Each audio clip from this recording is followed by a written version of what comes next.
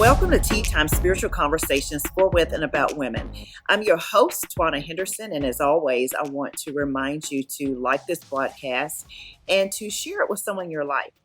I am looking forward to introducing you to our guest for today. Our guest is Jari Bolander.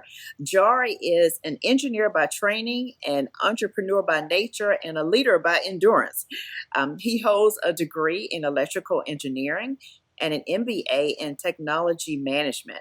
Jari has been managing engineers and scientists for over 20 years and is an inventor or co-inventor on over 10 patents.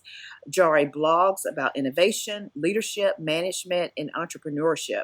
He is also an author, and his recent book is entitled Ride or Die, Loving Through Tragedy, A Husband's Memoir. Jari, welcome to Tea Time. Appreciate it very much. Thank you so much for having me on the show. Yeah, it's so good to have you, and I'm looking forward to just talking with you about your life, your journey, and your book.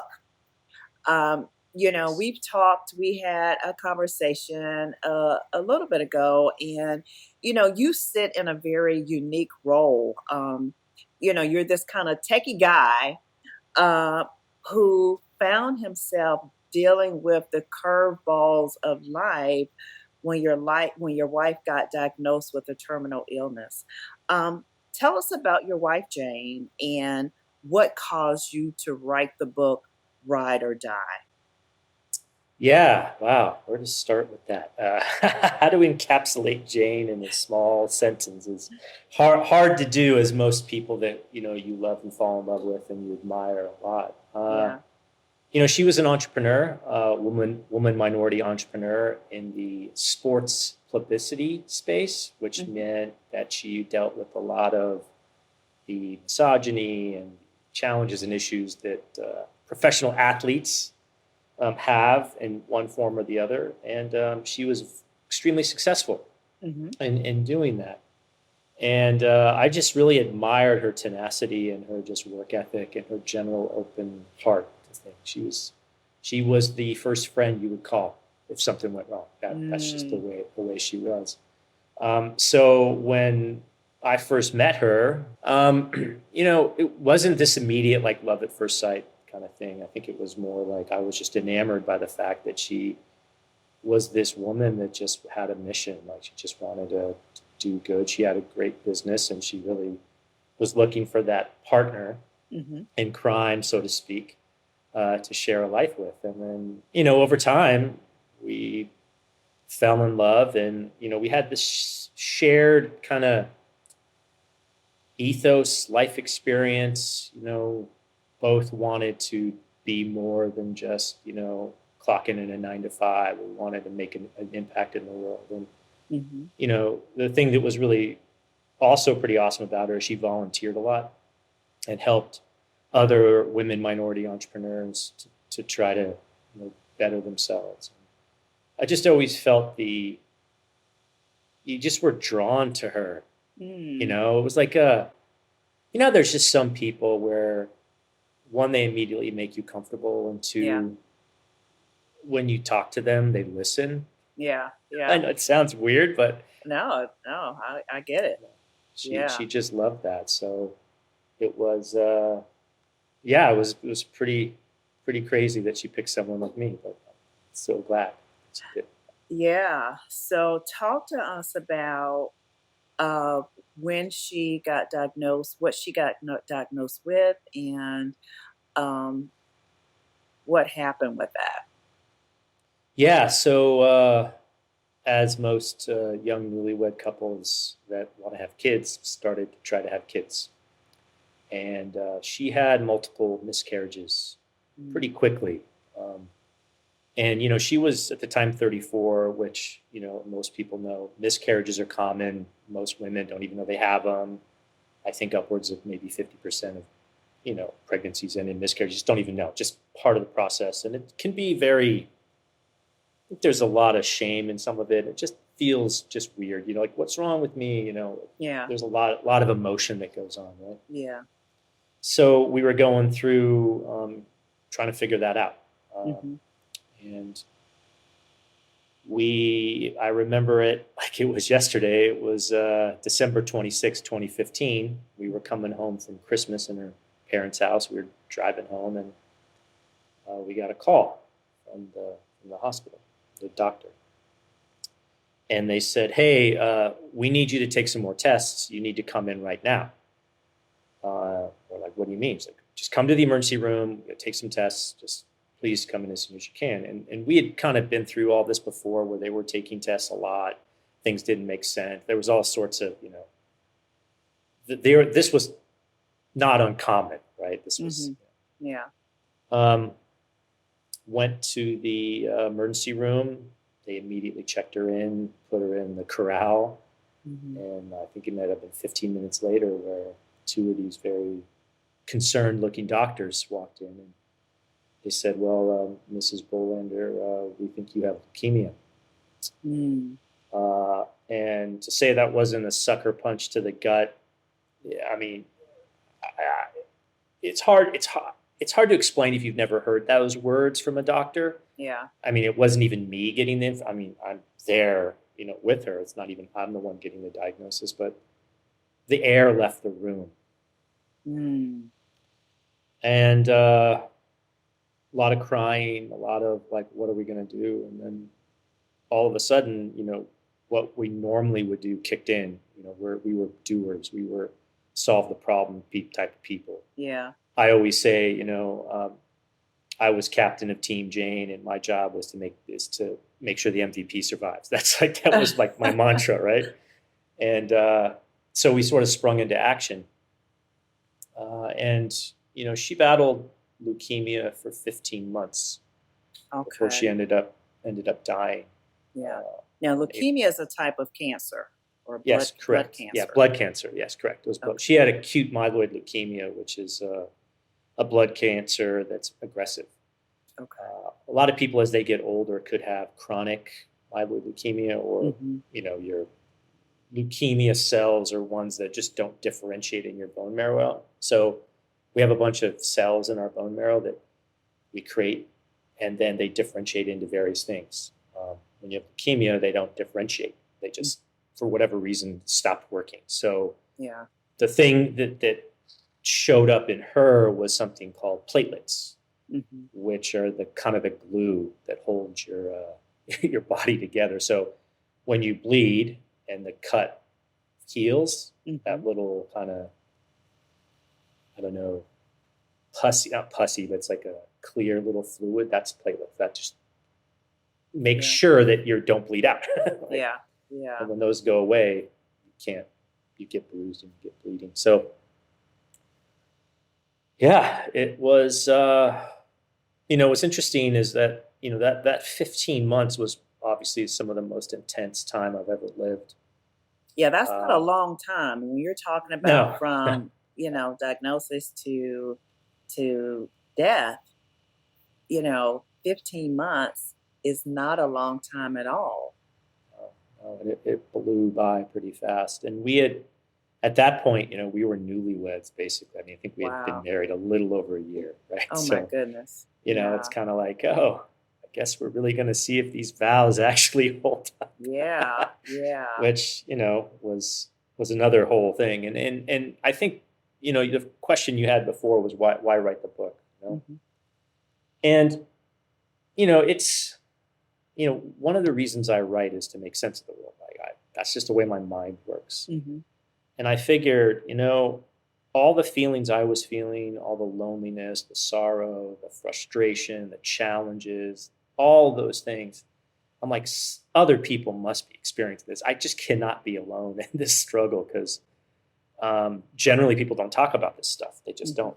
They're like in their own little world, good on them. Like, you got to deal with what you got to deal with. But I truly felt, gosh, I don't want to feel so alone anymore.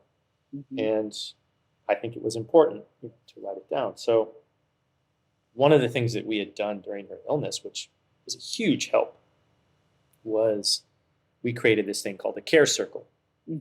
Jane's Care Circle was basically a Google group email list where I would occasionally send out an update. Mm-hmm.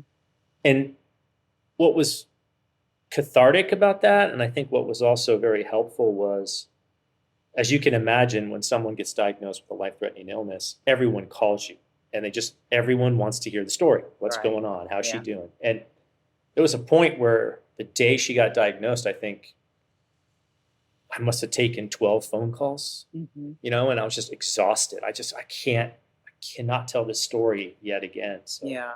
Yeah. was important to kind of rally and make a mechanism where we could share things, and people wanted to help, as you can imagine. They wanted to help.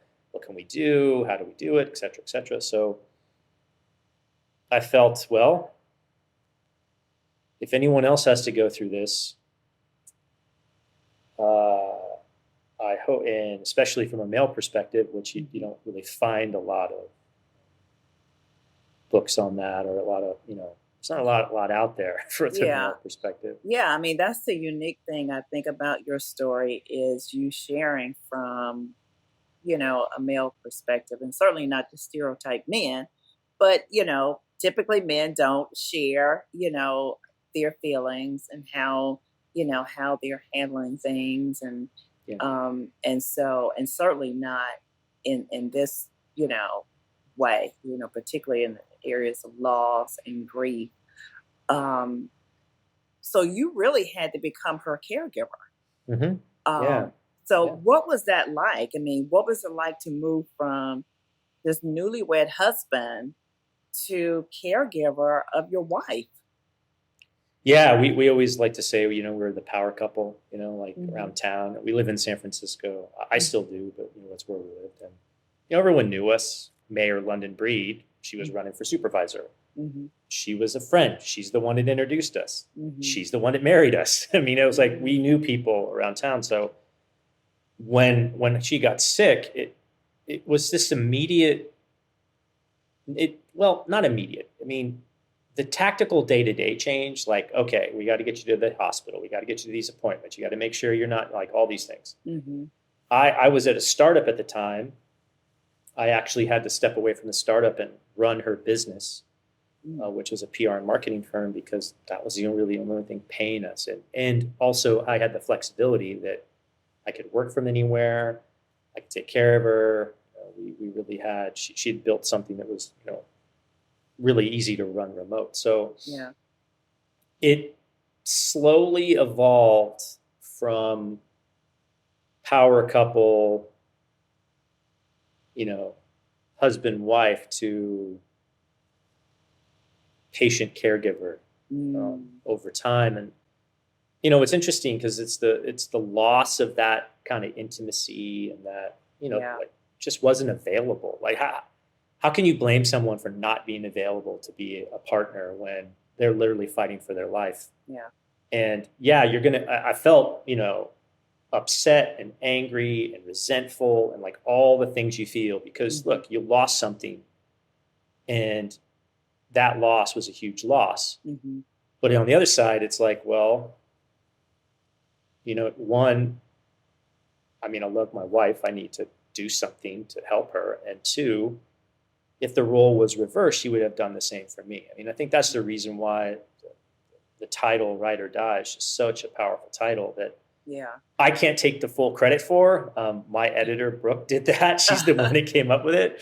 Um, but it just really captivated and encapsulated, like, oh, we're in it to win it, like, till Yeah. the end. Like, how else are you going to roll? How else are you Yeah. going to, I just couldn't fathom any other way to be like, I'm with you until we cannot go anymore. So, So let's talk about the stress of all of that. I mean, it's just, I can't even imagine just all of the stress, you running her business, you know, um, being her caregiver full time. How did you handle the stress of all of um, at times, very poorly. that? I mean, I drank a lot of alcohol, and I smoked a lot of pot. Hmm. I'll just be honest. I don't drink anymore. I don't smoke pot anymore. Hmm. I've been sober for over 5 years from alcohol. Praise God. Um, yeah, yeah. It was just two full-time jobs that were completely completely consuming to a point where it was just exhausting. You know, I honestly, I think the reason why I could handle it okay, like I don't think I handled it stellar, but I got the job done. Is I was an endurance athlete, so I would do multi-day endurance events. I would do triathlons and all sorts of silly things, and I mean just ridiculous. Like we joke, all my buddies joke that used to do this. Would say, that sounds like a horrible idea. Where do I sign up? Like we're that kind of people, right? And what endurance events teach you is, take a breath, just one more step, like just one more step. And, I'd also played sports in high school. And one of the other things that was a very powerful metaphor was to take a knee. Like when things are going crazy and you don't know what to do, just take a knee, take a breath, reassess. Don't make rash decisions when clearly you're not ready for it. Right. And I also think the other thing that was really powerful was you never rise to the occasion, you fall to your training. And that was something that, was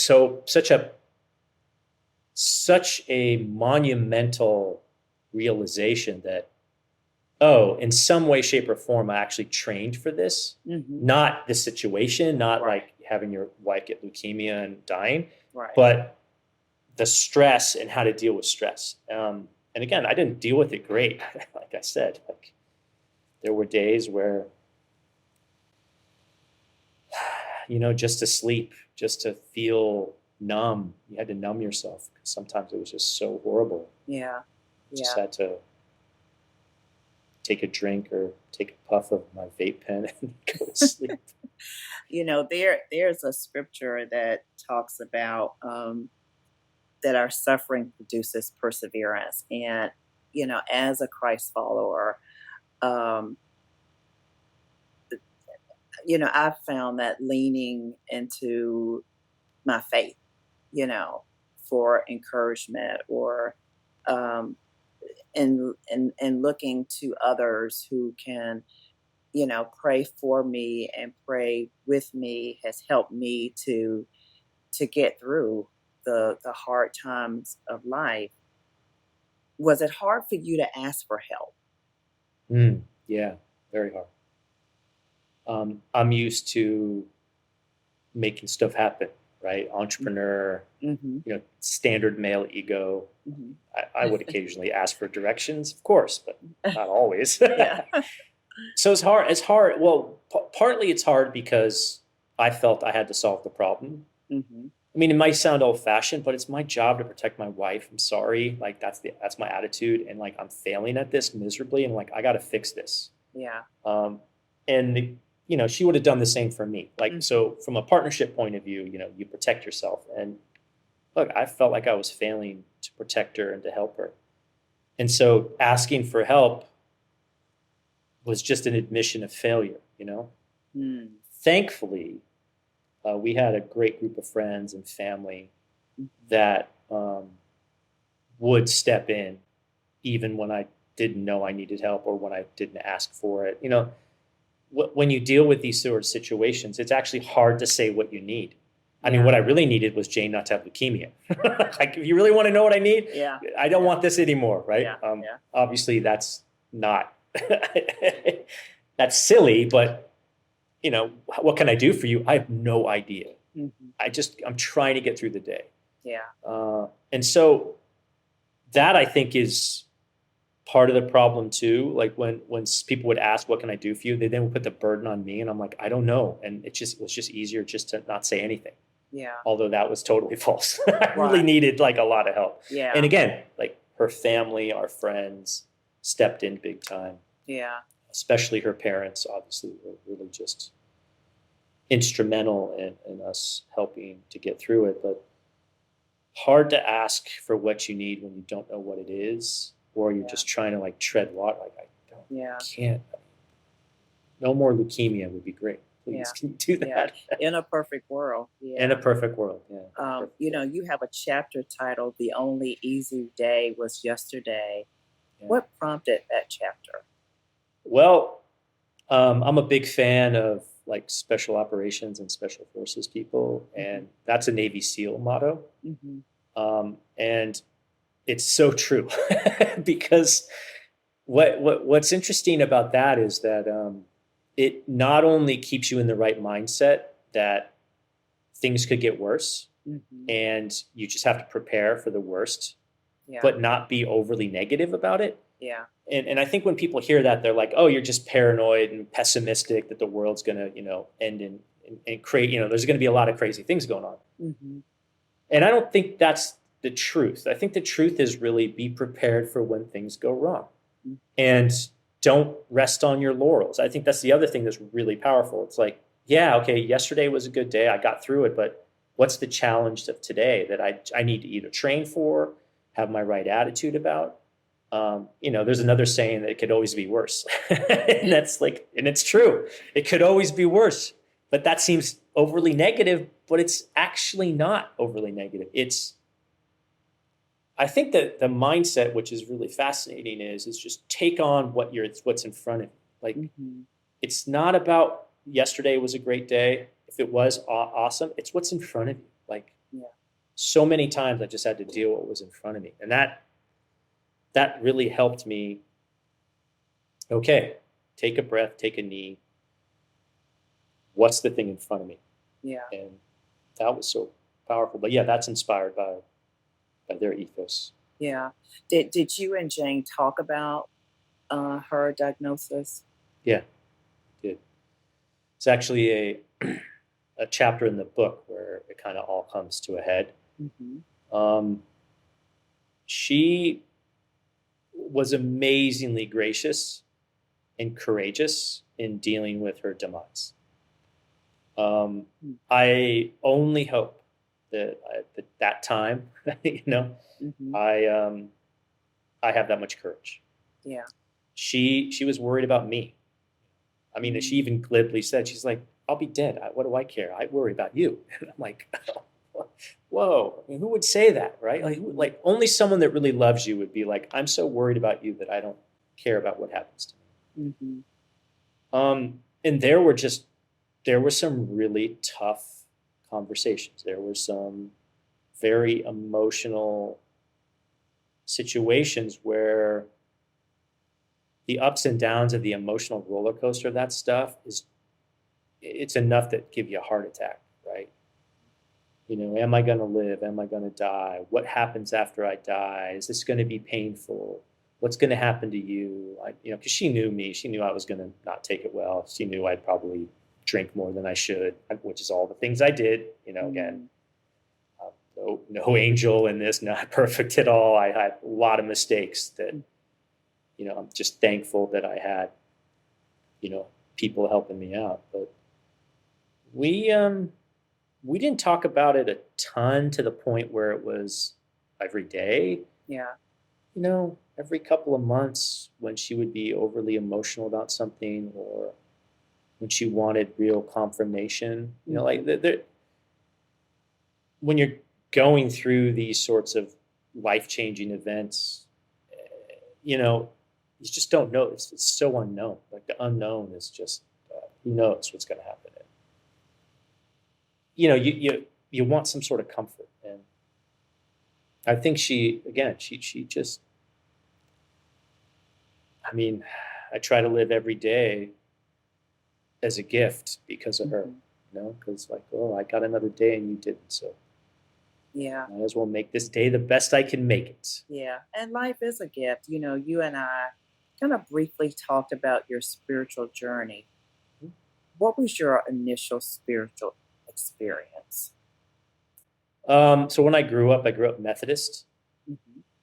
all through as I was a kid, all the way up till high school. Then didn't go to church anymore after that until maybe my mid 30s, maybe Mhm. late 30s, where I uh, started going to an Episcopal church Mm-hmm. up here in San Francisco. Um, and then, you know, as life sometimes happens, it's just sort of like priorities moved around, and I just, you know, I'm. It's an interesting question because there's something called, people are like, you know, spiritual but not religious, or there's various, you know, I would say flavors of that, and you know, it's it's one of those things where when I was doing it, it gave me a lot of comfort in the community. I really was like, the people here are just like thoughtful, you know, and they were loving. But then I had some challenges with the organized aspect of it that some people do. And even write in the book when you know, Jane wasn't religious. She didn't grow up religious. She was Taiwanese slash Chinese. You know, parents were from Taiwan, and so they were cultural Buddhists, I think would be the word I would use. But there was this great, it's in the book, this wonderful chaplain who can't say enough good things about that hard job. Befriended her, and one day I walk into her room. She'd been in chemo for, this was the third round. I think she's, you know, each round of chemo is about 5 weeks in the hospital, so it's a horrible, miserable experience. And I think we were like 2 weeks into this like third round. It was just crazy. And the chaplain had come to see her that day, and they, you know, befriended her and talked with her. You know, what's interesting about chaplaincy is that, you know, it's like they meet you where you are. So there's a lot of questions she had, and, you know, it was very kind and considerate. But the chaplain brought her a stuffed animal. And it was this little green stuffed animal that she named Greenie. And I walk into this, it's in the book. I won't go through all of it, but I walk in and she's like, "Say hello to our son, Greenie." And I'm all, "Whoa, what's going on? Like, are you hallucinating? I know, right? You know, right? Like, what's going on?" Right? Again, I've been at work all day. And what's interesting is she just sat down and she said, "We need to say a prayer for Greenie." And I'm all, okay. And again, this is the first time we've ever talked about this. You know, she had said what happens after, and I go, "Well, you know, there's all these different things. If you're Christian and there's whatever." And so she had known, but it's the first time she's like wanted to pray, which I found, okay, well, all right. Hey, whatever gets you through the day, and, you know, if you want to explore this, we can. So yeah, we said a prayer for Greenie. And then after that, pretty much I would say every night when we were in the hospital, we would say a prayer. And you know, since I had the background in both being Episcopalian and Methodist, she didn't know how to say a prayer, right? But she found great comfort. Yeah. And I thought, you know, how interesting that, you know, like, clearly she's dealing with the existential crisis of, I may die. How am I going to deal with this? And she was exploring that. And, you know, when we had her celebration of life, we had a officiant that was a Lutheran pastor that, you know, there was aspects of what I think she would have wanted. And the community that came together was, I think, really beautiful, you know? And so that aspect of it was, I think, for her very comforting, you know? But again, that chaplain gave her a lot of comfort and gave her Greenie, which is someone she loved very dearly. So yeah, I'm interested. Are there any people in your family who are committed Christians? My whole family, basically, Oh. most of my dad's side. Yeah, Oh. my dad's side. One of my uncles is a Baptist, I think. Does a lot of missions down to South America. Yeah. Very much into that. And what's your perception of them? Well, I mean, it's interesting because the service aspect of it, they're very big into, and of course, helping folks. We also have in the family some Muslims, you know, which is really interesting. And I think everyone that's doing that is like in my mind, they're trying to be good people and trying to follow the path as they see it. And I have a lot of respect for that, because a lot of people, they're just trying to figure it out. And I think they have found this path, and I've got friends that are Mormon. It's a fascinating, it's just a fascinating way, like how things come together, how different people come together. So yeah, they seem to be happy and of service. So it's good Now, on I that. know you reached out to me about your book. What is it about nonprofits that attracts you? I mean, because you kind of sought me out. Yeah, yeah. Well, what's interesting is, again, I think the community, especially the spiritual or religious community, actually do a really good job of handling grief and sorrow and death of a loved one. I think it's one of the only institutions that actually has some insights and some training that I think a lot of us should appreciate, right? When we had the officiant come, to do Jane's celebration of life, there was a presence there and a calm and like a caring that you don't, it's hard for like the general population to understand that. I think that's one of the reasons I want to talk more about the book and talk more about how, we're all kind of, we have to meet people where they are, but also be conscious and kind to their journey and where they're at. And again, it could be really lonely to go through a catastrophic event. And I think there's going to be different ways people deal with it. And I think everyone should have all those modalities. Should if you find comfort, you should do that. There should be an open dialogue around that. And that's why I wanted to reach out to you. You seem like a thoughtful, kind, and compassionate person that, when we first talked, I'm like, wow, pretty interesting person. This would be really fun. And again, I appreciate you having me on. I'm probably not the normal person that you would have on. So taking a risk on me means a lot to me. And again, I think what I really want to get out of the message of the book and kind of what I would love to say to people is I don't want you people to feel so alone, and I want you to find community where you find community and what gives you comfort. Don't discount things. Don't say this is wrong or that is wrong. Like, I think we have to be compassionate towards each other and like hold some compassion for each other. I think that's the one thing that Jesus was pretty good at. I think he like pretty much nailed the compassion. Yeah, he did. He did. He really did. Yeah. To his, and he paid for it, right? Yeah, like, there's no doubt, right? Yeah, So he did. he Absolutely. Yeah. definitely did What that. a way to sum that up. What do you want men specifically to gain from reading your book? That it's okay to ask for help. It's okay to not know everything. I think I always like to say that women can cry and men can get angry, but women can't get angry and men can't cry, and I think that's sort of silly. I think we're all people that have those emotions. Also know that at least for me, that those marriage vows and that commitment, that this is what it took to fulfill those. And it's doable. I'm not perfect. I've never have been perfect. I've got flaws out the kazoo. You ask any one of my buddies, like, oh yeah, him, but I think it's just that don't feel so alone. And when you're ready to ask for help, ask for help. Don't be afraid, but also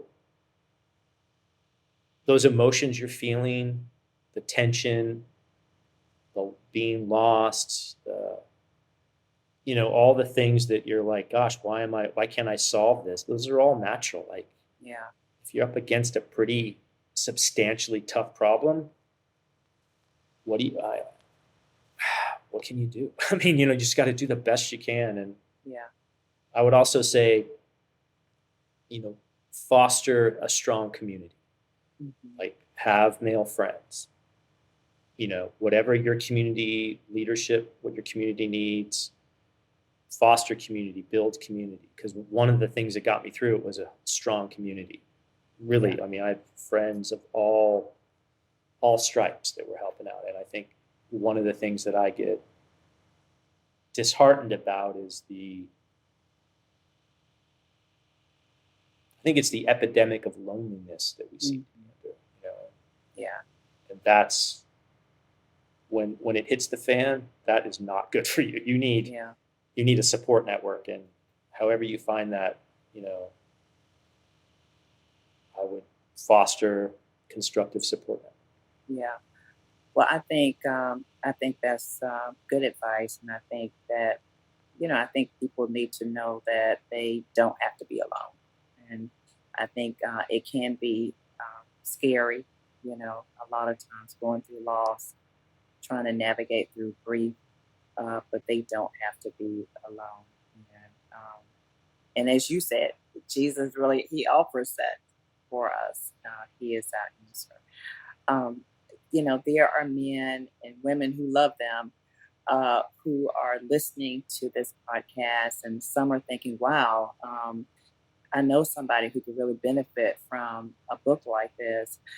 As we get ready to close, and I've so enjoyed just, having this dialogue with you, I want to just pray for those listening who need to be encouraged through loss or grief that they may be experiencing during this time.